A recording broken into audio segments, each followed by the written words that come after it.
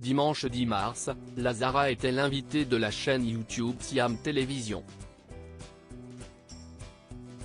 La dernière représentante de la France à l'Eurovision, qui avait notamment fait polémique en raison d'un geste déplacé à l'antenne, a accusé France Télévisions d'avoir complètement mis la main sur ses projets.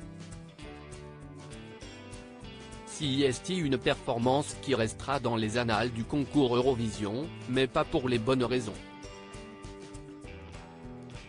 L'année dernière, Lazara représentait la France lors du célèbre concours de chant. Non seulement la chanteuse a réalisé l'un des plus mauvais scores de l'histoire tricolore avec une 16e place finale, mais elle s'est surtout fait remarquer pour son attitude, entre son comportement de diva avant la grande soirée et surtout un geste déplacé en direct à l'antenne qui a fait polémique.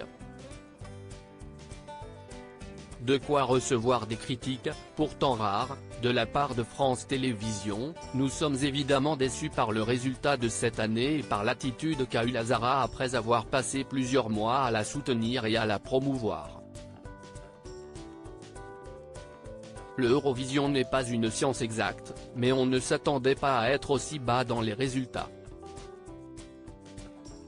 On sait qu'on peut mieux faire, a indiqué Stéphane Citebon-Gomez, le directeur des antennes et des programmes. C'était extrêmement dur, sauf que le discours est bien différent de l'autre côté. Invitée de la chaîne YouTube Siam Télévision ce dimanche, la chanteuse québécoise a dézingué le groupe audiovisuel Public. On m'a demandé en septembre.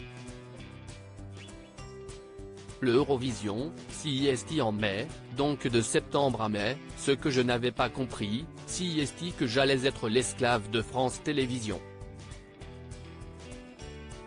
On m'a fait miroiter que CIST toi l'artiste, CIST ton titre, ça va être ta mise en scène.